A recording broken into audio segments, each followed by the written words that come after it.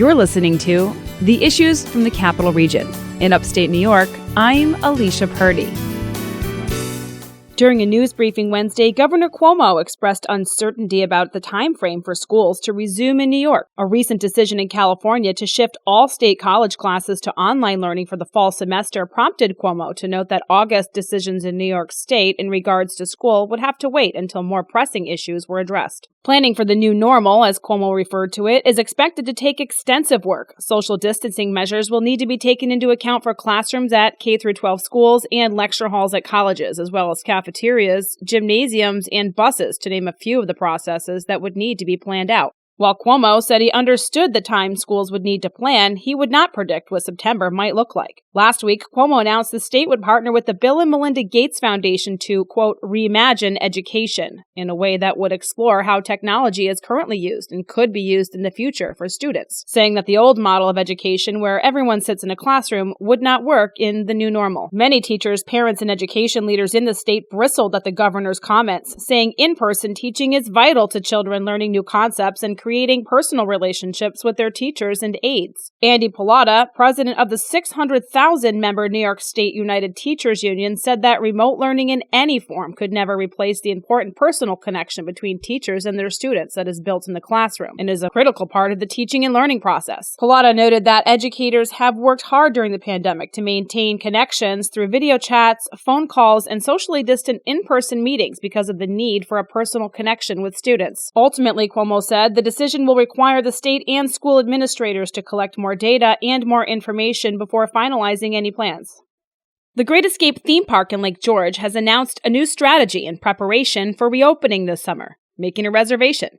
Six Flags, who owns Great Escape, said their plan to assure customers that they're safe to visit is by requiring all visitors to reserve their spot ahead of time to avoid overcrowding. While no opening dates have been announced for the Great Escape, once the park does open, customers will need to go online to reserve a specific date and entry time for their visit. Then watch a video describing the park's social distancing and sanitization procedures and acknowledge that they understand Six Flags' health policy. If they don't already have a parking pass, customers will also have to order one and prepay. Visitors who show up at the park without a reservation won't be allowed to enter. The reservation system hasn't yet been activated, but will be available after the first park opening dates are announced, according to Six Flags. At a meeting this week, Warren County Tourism Director Joanne Conley shared the results of a survey of 3,500 local people that suggested safety would be their major concern. The survey found that most people had no problem with face masks, hand washing, and social distancing, but were concerned about large events and gatherings. Six Flags Great Escape is a major draw near the resort village of Lake George, which is making its own plans to reopen. Great Escape, however, said it plans to remain closed and continue following the most current guidance from government officials, including designing reopening plans to ensure the safety of guests and team members, and will reopen once given clearance under government guidelines.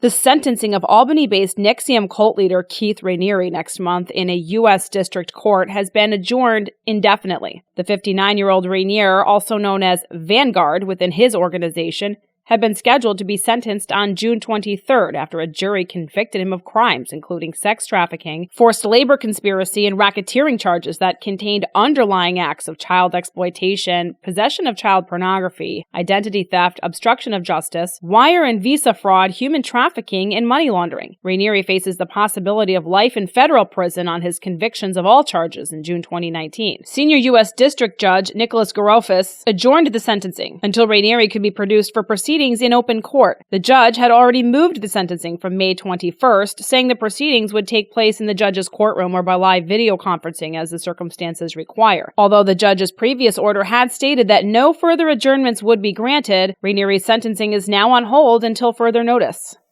Drive-in movie theaters around the capital region are scrambling to reopen after the governor made the announcement on Monday that drive-ins can reopen this week. Jericho Drive-In in Glenmont posted on Facebook that they'll be working all week long to make sure they're ready to go. For more than 6 decades, the Jericho Drive-In in Glenmont has been serving up entertainment and snacks for visitors to enjoy. This week, they'll be one of the first businesses in the area to reopen their doors after the coronavirus pandemic forced them to close. Jericho owner Lisa Chenette and her husband have implemented some rules in order to make that opening a possibility. 2 Disney movies, Onward and Call of the Wild, will be featured, and everyone will be required to stay inside their cars or SUVs, meaning no tailgating and no lounging in the parking lot will be allowed. Jericho has also created an online ordering system for both food and ice cream and online ticket purchasing system. Hathaway's Twin Drive-In in North Hoosick is also hoping to reopen this week. Owner Dwayne Hathaway said he's been working on submitting a social distancing plan to the Rensselaer County Health Department.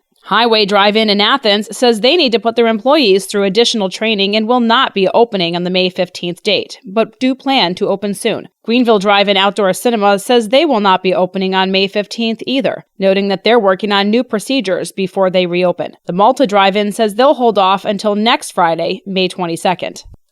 4 regions in New York State will be allowed to start Phase 1 of the reopening process, which includes construction companies, manufacturing companies, and select retail businesses that can provide curbside pickup. Although restaurants and bars do not open until the 3rd phase, business leaders are encouraged to start developing ways they can safely reopen in the new normal. However, the plan is not as easy as it sounds, as many restaurants have added costs and have to factor in. Incorporating new takeout and delivery models, plus the cost of extra containers and packaging, in addition to protective equipment, food storage issues, and rising cost of ingredients, the cost of doing business will increase and most likely be passed down to the consumer in a trickle-down effect. Ken Goldberg, who represents the hospitality industry for Governor Cuomo's new Forward Reopening Advisory Board and is the president of the Amusement and Music Owners Association of New York, said he is proposing some ways restaurants can possibly reopen outdoors while maintaining safety precautions, including closing the streets to allow for patrons to dine outside.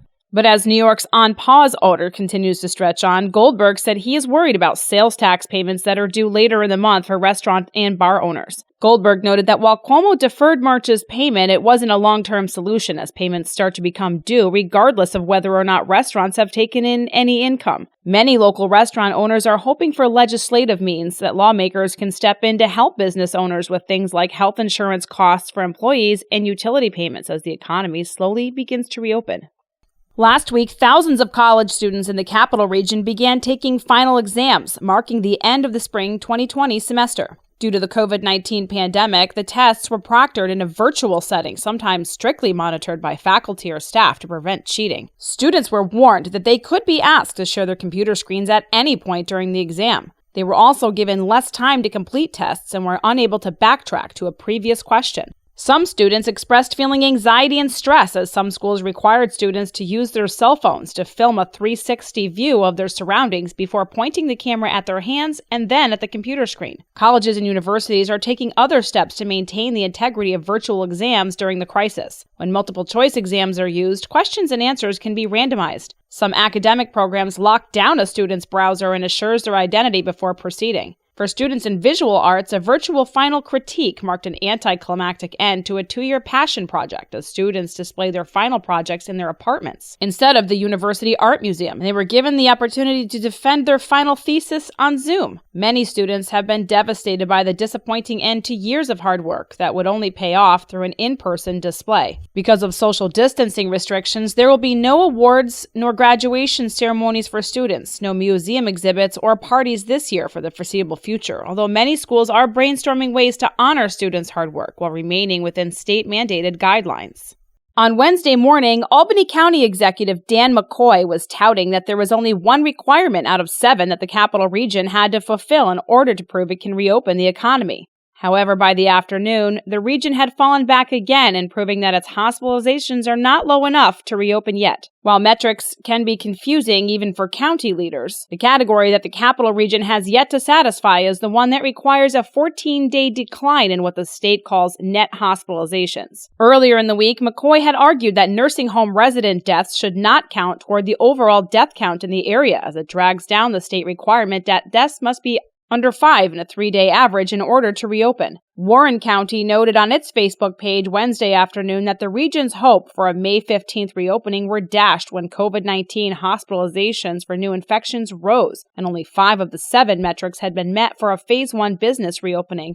Rensselaer County Executive Steve McLaughlin said during his daily Facebook Live broadcast that he has a call every day with the 7 other counties and state representatives in what is called the Regional Control Room to discuss reopening. But he said they have not received any answers about why the overall hospitalization number is going up and if he and other counties show their numbers are not increasing. The Capital Region counties tied together for reopening are Albany, Columbia, Greene, Rensselaer, Saratoga, Schenectady, Warren, and Washington counties. McLaughlin noted that 4 of the 5 people currently in the hospital in Rensselaer County came from long-term care facilities. And he argues, as Albany County does, that nursing home infections should not necessarily dictate an economic reopening, nor force it to stay closed. A major drug bust in Albany County led to the arrests of 2 men following a 2-month investigation into what Albany County Sheriff Apple calls a CVS for illegal drugs. Erikos Jurovic and Azadrak Kozniazov were taken into custody and charged. Sheriff Apple says the undercover officers were able to purchase drugs inside a home on Hamilton Street in the city of Albany. After executing a search warrant on Tuesday, investigators said they recovered a loaded handgun, 5 pounds of ecstasy, 3 pounds of mushrooms, along with hundreds of Xanax and hydrocodone, and a couple pounds of marijuana. $22,000 in cash was also found. Sheriff Apple says the accused were advertising openly on social media. 7 people were taken into custody, with 2 charged with multiple felonies. In a YouTube video, Sheriff Apple noted that even during the COVID-19 pandemic, the Albany County Sheriff's Office is still working to keep the county safe. Stewart Shops says with schools and restaurants closed, there has been an overabundance of milk, causing some dairy farmers to dump their supplies. However, Stewart Shops president Gary Dake says they are working with dairy producers to solve the problem, saying that increased milk premiums and decreased hauling costs have prevented them from dumping their milk. Dake says the chain was moving in the right direction at the right time with packaged dairy products and nearly 100 years of experience in the dairy industry. According to Dake, Stewart's fresh and local dairy products continue to experience more demand, and he noted the company was excited to be in a position to offer savings to customers and relief to dairy producers.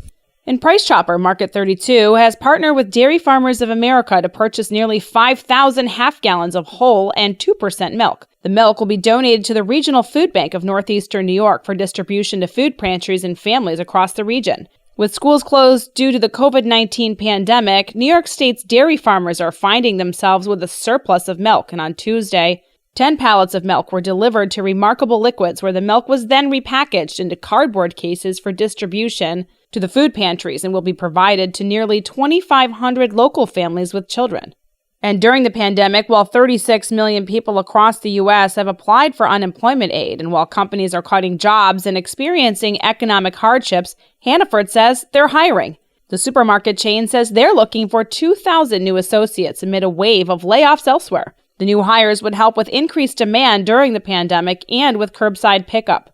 The Hannaford company says they've already hired over 2,000 store associates since mid-March. Applicants can learn more at Hannaford.com.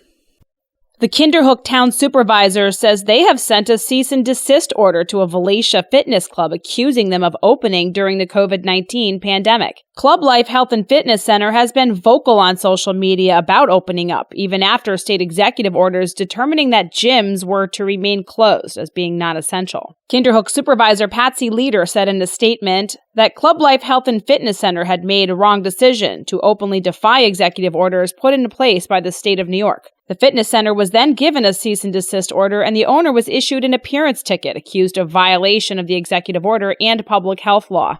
The statement further asserts that additional violations could mean the removal of people from the premises by state and local authorities, in addition to more fines. The owner of Club Life Health and Fitness has not yet commented on the issue.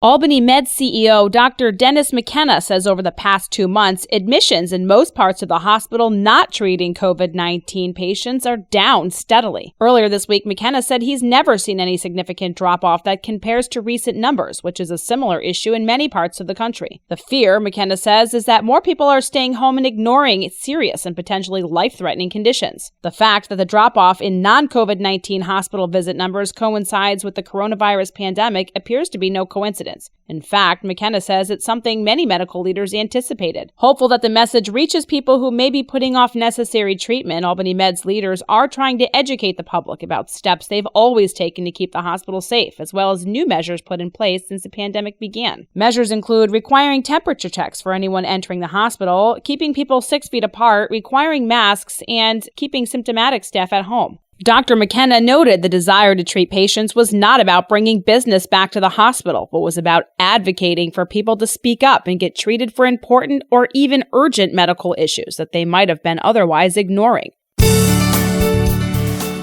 You've been listening to The Issues in and around the Capital Region. In upstate New York, I'm Alicia Purdy.